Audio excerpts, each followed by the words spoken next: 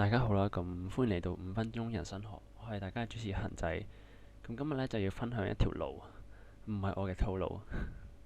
而係我上年行過嘅一個叫朝聖之路嘅一個好神聖嘅一樣嘢啦。其實都唔好神聖嘅，係之後咧咁咧我就嗰陣時咧就係由法國嘅 Samos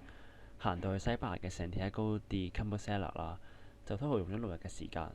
就行咗 total 130 km。即係大概可能預每日行20至30 km 到啦。咁咩叫朝聖之路呢？其實呢，佢就係一個好出名、外國好出名嘅路啦。香港人相對比較少有人識嘅。咁有啲人就可能由法國出發啦，有啲人可能葡萄牙出發啦，就通常去一個同一樣嘅目的地終點，就係西班牙嘅教堂 Santiago de Compostela。咁如果法國之路呢 total 呢，其實總長大概800公里度，啲人可能就行1個月到啦。因為嗰陣時咁啱我就係第一次人生嘅 solo trip 啦，咁就都驚噶嘛，咁就費事行咁多，咁就所以 total 行咗6日130 km 咁樣，就最後嗰段路啦。唔係我人生最後一段路。咁點解嗰陣時好多地即係會行路呢樣嘢呢？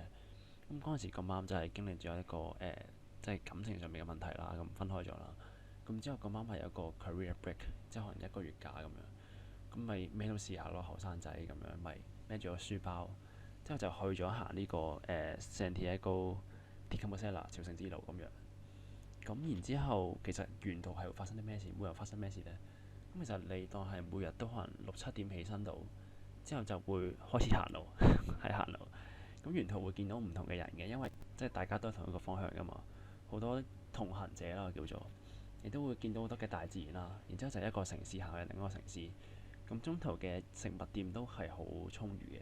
同埋我哋本簿仔呢，就可能會經過唔同嘅食肆啊，或者可能餐廳啊，或者可能唔同嘅人啊，佢都會幫你吸個印仔落去，去證明你係行咗段路咁樣，都幾得意嘅。咁然之後遇到唔同嘅人呢，就會同佢 say Buen Camino，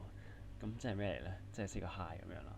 即係大家分享下自己嘅 story，即係可能我講下我個 story 啦，點解嚟呢個Camino 之路？點解佢又嚟啊？聽下唔同嘅人啦，例如可能有啲亞洲人啦、台灣人啦。之後有啲美國人啦、英國人啦，唔同嘅人啦，有啲可能佢咁啱個仔個老太婆佢個仔死咗，咁咪行下路咁樣。然之後有啲人就行咗6、7次、9至10次都好啦，都比較上年紀啲，就可能哇緬懷翻嗰陣時，可能一個已故嘅朋友一齊行過呢段路咁樣。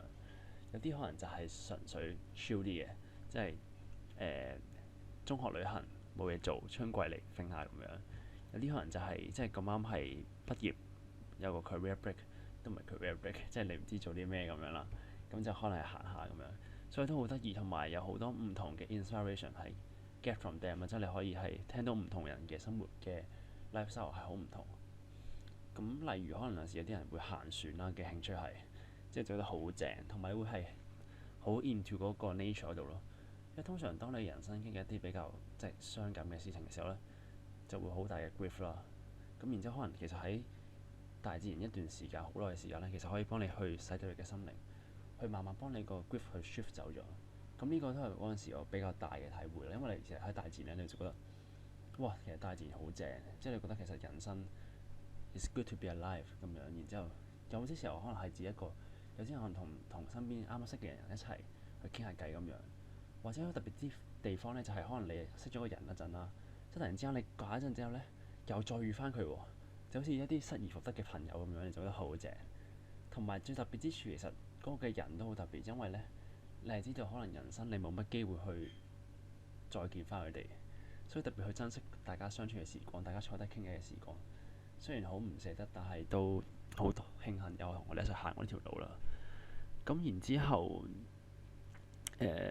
我覺得呢個真係一個好好嘅 journey 咯，即係如果 as 一個第一次去做一個 solo trip 嘅時候。因為其實佢係全部人都好 friendly 啦，同埋你可以預先 book 定 hostel，咁其實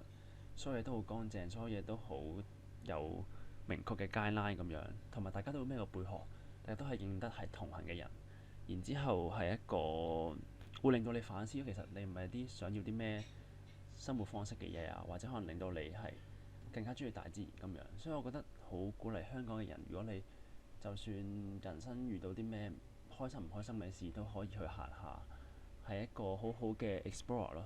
有咩唔明就再 DM 我啦，多謝大家。